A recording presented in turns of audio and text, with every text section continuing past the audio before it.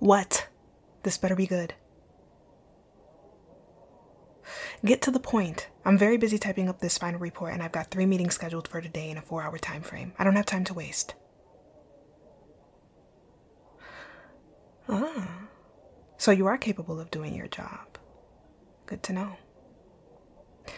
Do me a favor and do the rest of it. Tell him I want him in my office. Now.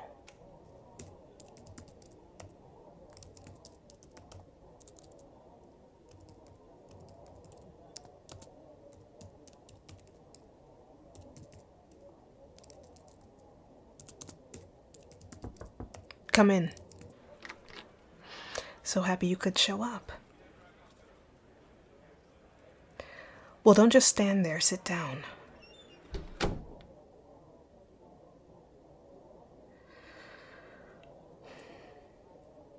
Is there a reason why you're 15 minutes late to work today? I'm sorry, I meant a good reason. Right. There isn't. Unless there's some kind of dire emergency I should be made aware of. No? Then you show up on time and do what you're being paid to do. If you want to keep this job, you need to help run this company consistently and punctually. I don't want to have to tell you this again. Do you understand? Good. Because you're a new hire and showing up late and disheveled is unacceptable for anyone, but especially someone who hasn't even been here for a year yet. Get it together. What part? Oh, disheveled. You didn't like that. Well, we have that in common. Neither do I. So I suggest you fix that too.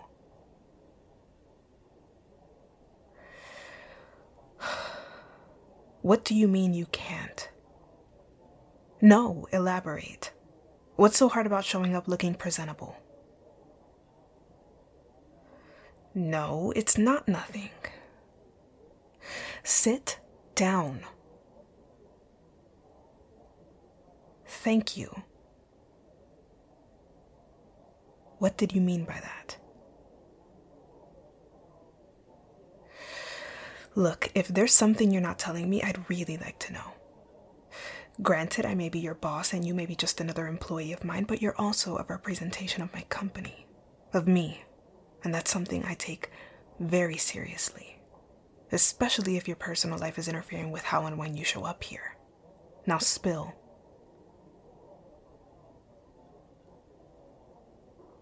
So let me get this straight. You've worked here for 3 months and Right, 2. You've worked here for 2 months and have yet to upgrade your closet with proper work attire? Even just a few pieces. Listen, you knew the dress code. It was one of the many things we discussed in the interview. Professional attire that is kept neat and pristine is mandatory here. You agreed that was something you could keep up with. Then why is it that after 2 months of working here and the very generous salary we provide, that's still an issue?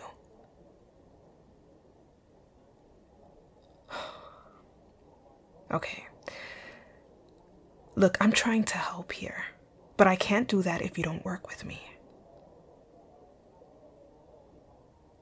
Now we're getting somewhere.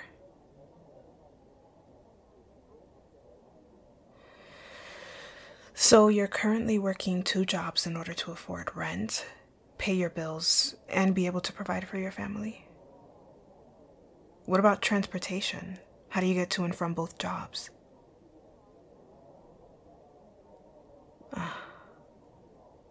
Well, that explains a lot. No, I wasn't. That's not what I was doing. What you're doing is very noble of you, not to mention difficult and overwhelming. I actually respect it a lot. I understand it. It's a miracle you're even able to accomplish everything you do when you're here. With all of that going on in the background, I would have never guessed.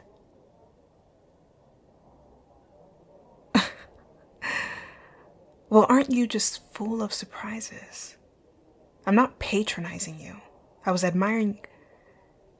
Your efforts, actually. Maybe you would be able to recognize that if you dropped your guard and held your tongue just a tiny bit. Listen, sweetheart, the hyper-independence and sass might be cute outside the office, but in here, you answer to me. I'm the boss. Got it? I thought so.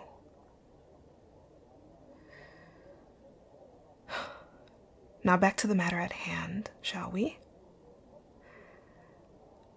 I could see why upgrading your closet wouldn't be top priority on your list, and coming into work on time isn't always an option. I get that now. However, I wish this was something you'd mentioned in the beginning. No, I'm not gonna fire you. Contrary to popular belief, I'm not that heartless. But don't tell anyone. I've got a better idea, actually. Yes, it's a proposal. Yeah, I know. Believe me, you're just as shocked as I am. I don't make many of them outside of clientele. And when I had you called in here, this is the very last thing I would have expected to be happening, but you seem to have a way about you that turns the tables. Anyway, how about I help you? Not forever, of course, just until you're a little more settled in and able to manage. You don't have to do that. Put your defenses up again. It's unnecessary.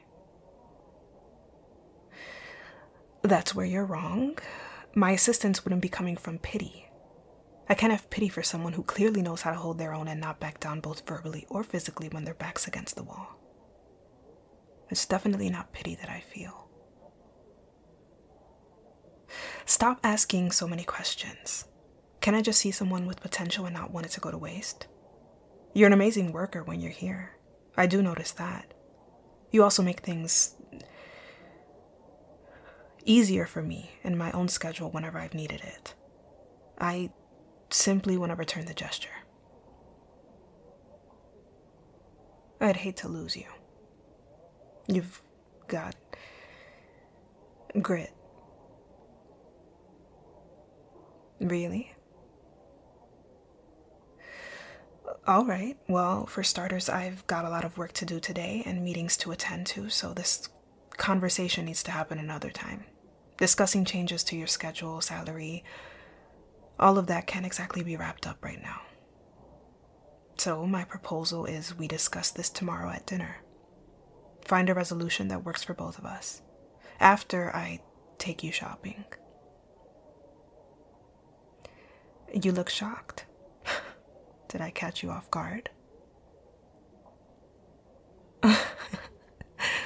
Oh, there's no need to worry about that. I can assure you this is strictly business. So think of it as a business meeting with your boss and a fitting for some proper work attire. Funded by the company for your work. AKA me. Because that's what it will be. Nothing more and nothing less. That's not a problem either. I would cover everything. The dinner, the clothes, shoes, whatever. Including transportation if need be. There is no catch. You're by my side way too often to not be noticed. If you're going to work at this company, you need to dress like it. As I previously stated, you are a representation of it. And a representation of me because I own it. That's all.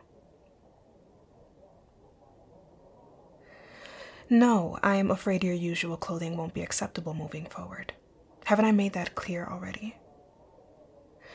We have investors and CEOs walking in and out of here on a daily basis, most of them being some of the richest men and women in the world. They talk about everything and everyone, and their talk can inspire or deter future investors from working with me. And like you, I also have a family that depends on me to provide for them. As much as I hate to say it, appearances really matter to these people. So you see, the aesthetics can't contradict the mission here. Everything has to be appealing. Everything has to be an ever-evolving upgrade. It's the way these shallow people work, sweetheart. Sometimes you have to play their game to win. I didn't say that. I never said your appearance was unattractive or that you weren't appealing. Don't misinterpret my message. Respectfully, you are a very handsome man. It's not a matter of you changing your physical features, let alone for a job. I wouldn't dream of that. It's simply a matter of improving what they're decorated in. And while you are a very pretty boy, you shouldn't be hiding it or disregarding it. You should be adorning it, enhancing it. Not only does it work wonders in the workplace, but it improves your quality of life outside of it. And take no offense, but something tells me you deserve it. To have a better quality of life. I'm willing to make sure you do.